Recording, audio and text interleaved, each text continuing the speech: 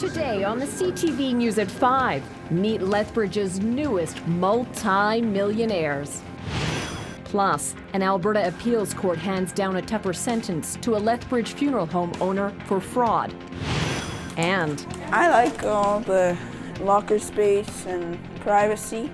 Arrowwood students move back into their school 7 months after a devastating arson fire.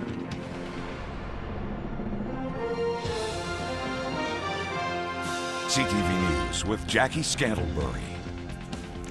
Good afternoon. Winners of the third largest Lotto 649 prize in Canadian history were introduced today. Joanne and Dwayne Thompson of Lethbridge say they were stunned by their good fortune and still find it hard to believe that they won nearly $46 million in last Wednesday's draw. Terry Vogt reports. Some people experience life-changing moments. For Joanne and Dwayne Thompson, this is one of them. Ladies and gentlemen, the winners of nearly $46 million on November 14th in the Lotto 649, Joanne and Dwayne. Dwayne, a mechanic, and Joanne, who cleans houses for a living, are instant multimillionaires after claiming the largest payout that wasn't shared by a group of winners. And I thought I won $450, and I was very happy. And then the lady scanned it at the counter and she said, well, I think you won $45,000. And then I said, great. And then it just got overwhelming. The machine shut down and then they said you won $45 million and I was just shocked. The Thompsons bought the winning $5 quick pick at Casino Lethbridge, which presented the couple with a bouquet of 45 red roses, one for each million. The Thompsons both plan to retire from their jobs. Joanne says she won't be cleaning homes anymore, not even her own. No. The couple has no immediate plans on how to spend their new windfall, but they do say they want to take care of their family and help causes they're passionate about. It's been a mixture of emotions. It's been overwhelming, scary, lovely, exciting. We haven't had much sleep. We just got a new grandbaby this morning. Yeah, to top it off, we have a new grandson this morning. So. The Thompsons never had a honeymoon, so they're planning to use some of their money to do that now by taking their family to Disneyland. They're also planning one other special trip to visit their new grandson in British Columbia. Terry Vogt, CTV News, Lethbridge.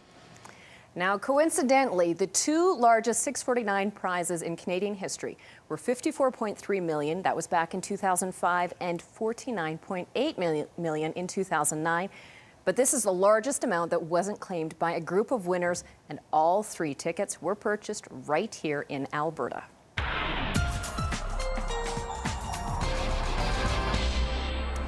Well, Dory Rossiter, it's a sunshiny day all over, especially for the new multi-million-dollar winners. And Lethbridge, always a good day, I would think. Exactly. Yes, the skies parted and the sunshine came out today, which was really pleasant for all of us. The roadways are looking pretty good. Side streets are still a little slick, but we've got a couple of days to melt all this snow away, and then round two arrives on Sunday, just to keep you on your toes. I'll have more details coming up in a couple of minutes. Oh, goody. Thanks, Dory. More weather's coming up. Well, the Alberta Court of Appeals is imposing a tougher sentence on the owner of a Lethbridge funeral home who was found guilty on 55 counts of fraud over a 12-year period. The appeals court has ordered Ralph Zettner to pay another $5,000. The Crown appealed after Ralph Zettner was given a conditional discharge last April. He was placed on 18 months probation, ordered to complete 100 hours of community service, pay $250 fine, and make a donation of $5,000 to charities. The appeals court ruled the sentence was not proper for a string of deliberate commercial frauds by someone who is in a position of trust. Zettner also had his funeral license taken away from him by the Alberta Funeral Services Regulatory Board a few months ago, and he can't reapply for renewal until March of next year, or March of 2014 rather. Cornerstone Funeral Home inflated costs or billed the government for scattering or burying ashes of homeless people that they didn't actually do. Members of Lethbridge's construction industry bid a final farewell to a friend and colleague last night in a stunning tribute that stretched down 3rd Avenue. 31-year-old Curtis Dodd was killed last week in a tragic workplace accident. Daryl Rummold reports. I think if the count's right, there's 17 welding trucks. They came together some 200 strong to pay tribute to a fallen friend. Friends and co-workers with his name on their arms, on the backs of their trucks, our pictures on the side. All to remember Curtis Dodd, a man whom they say had a work ethic like no other. And whether you're in Fort McMurray or down here, we feel this effect like huge. Like I was in Edmonton yesterday, and they send their support all the way from up there. You know, so it's a big thing. It's a family. Like we're a family, the construction industry. 31-year-old Curtis Dodd was killed last week when a refrigeration unit fell, crushing him. He'd been helping build a new residence building at the university as a supervisor for zero-gravity cranes. A police escort led a somber parade of more than 40 trucks down 3rd Avenue, lights flashing, welders and engines revved up, horns blowing. Standing on the sidewalk, a mother brought to tears by the overwhelming show of support. We want to salute Curtis off and say, you know, good job, you're a great tradesman, we're going to miss you. And have a good ride, buddy. Like, you know, we're like a group of guys that want to say goodbye and salute him in an honor that he would be proud of. Friends and family describe Dodd as a talented and hard worker, a dedicated boyfriend and son, and a good friend. They say he'd appreciate this show of support, but expect everyone to be back on the job tomorrow because there's still plenty of work to do. The wake was held at Studio 54, where Dodd met his common-law wife. Occupational Health and Safety continue to investigate what caused this tragedy, what caused a family to lose their son, what caused an industry to lose a brother this close to Christmas. Daryl Rummel, CTV News, Lethbridge. The investigation into Dodd's workplace accident is ongoing. No criminal charges were laid. A couple of brazen robberies to tell you about. Police in Lethbridge are investigating the theft of $200,000 worth of copper wire. Officers say over the last several weeks, 13 spools of copper wire have been stolen from along the 400 block of 4th Avenue North. Each spool weighs around 2,000 kilograms. You would need commercial equipment to move it. Meanwhile, Brooks RCMP are investigating the thefts of 3 32-inch TVs from the Travelodge in Brooks. The TVs had actually been bolted into the dresser, and they may be damaged on the bottom.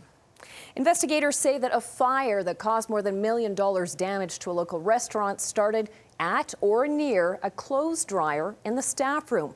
Fire crews responded to the Cheesecake Cafe early Saturday morning. By then, the blaze had spread through part of the kitchen and dining area. Fire prevention officers say the exact cause is still undetermined, but they believe the origin was near a clothes dryer in the southwest corner of the building. They say it's important to check for lint, build up regularly, and to store oily or greasy rags in a closed metal container. Well, if you want to find out more about your local police department, you will have a great opportunity this weekend. Lethbridge Regional Police are hosting Police Day at the South Pavilion in Exhibition Park on Saturday. It will feature live demonstrations from the K9 unit, as well as interactive displays and a chance to see the vehicles and equipment, as well as officers' gear up close. Organizers say many people may not realize how many different areas the police service is involved with. It's just a great opportunity for the public to see what we have to offer, really, because it's not every day that you get a chance to come into the police station and see the TAC team, see the bomb squad, see every unit that you have. And we'll have the experts actually at the tables of these units talking to the public. They can ask any question they want to any of the officers. There will also be an expert in the area of injury awareness and harm reduction speaking on the issue of traffic enforcement. Police Day is free. It goes from 10 a.m. until 3 p.m. at the South Pavilion of Exhibition Park. Former Lethbridge College President Tracy Edwards has been recognized with one of Alberta's most prestigious honors for public service. Dr. Edwards will be presented with the Lieutenant Governor's Award for Excellence in Public Administration at a ceremony December the 6th. The award acknowledges the exceptional achievements Edwards made during her 7 years as president of Lethbridge College. She's also being praised for her vision, leadership, and efforts to forge strong partnerships. Well, you might remember back in April, the community school in the tiny village of Arrowwood burned down. It's taken 7 months to rebuild. This week, students started moving back in, and Kevin Green was there with them. Boxes still line the hallways as books and equipment arrive. Students are moving back into classrooms at Arrowwood Community School after 6 months in temporary digs. It's pretty exciting, and I think that really what the teachers and students are probably now feeling is total settling in. In April, this school burned, the result of arson, a blaze deliberately set by a former student. Classes resumed in the cramped community centre and then in portable classrooms. People from across Canada donated supplies and money to keep the school going. For students and staff here, it was a lesson in community spirit. I really appreciated it because everyone, like from almost 3 provinces away, they all help. This week marks a return to the permanent school, and for students who've been crammed almost on top of each other for the past 6 months, it's a welcome change. I like all the locker space and privacy. Staff now have smart boards and high-speed internet, but say the technology isn't what they missed the most. The storage, being able to put stuff away and have room for it is terrific. And students say what they missed the most is an indoor play space. The gym. Why? Because I like playing dodgeball and hockey. The school gym remains off limits for now, still shiny and wet with varnish. It's expected to be ready early next week. Kevin Green, CTV News, Arrowwood. The fire at Arrowwood School wasn't the only one set that night back in April. After the fire, RCMP arrested 20-year-old Theron Majoris and charged him with 5 counts of arson. Little chilly out today, not the kind of day you'd want to go for a swim, unless it's for a really good cause. 3, 2. University of Lethbridge students with the JDC West business team hosted their annual Chillin' for Charity event this afternoon. Team members, students and faculty braved the icy water to raise money for the United Way. And if the day wasn't frigid enough, the pool was actually filled with buckets of ice to ensure the water was shockingly cold. What's there to say? I'm speechless, or at least I was. It's all for a good cause. People are always looking for a little bit different. JDC West came up with this great event about 7 years ago, and it's been growing ever since. Despite being a little bit chilly, it is a really fun way to get out and support the community. This year's goal was to raise $10,000. And turning out to the markets, where it was chilly today as well. Meanwhile, the Wall Street was also closed because it's the American Thanksgiving.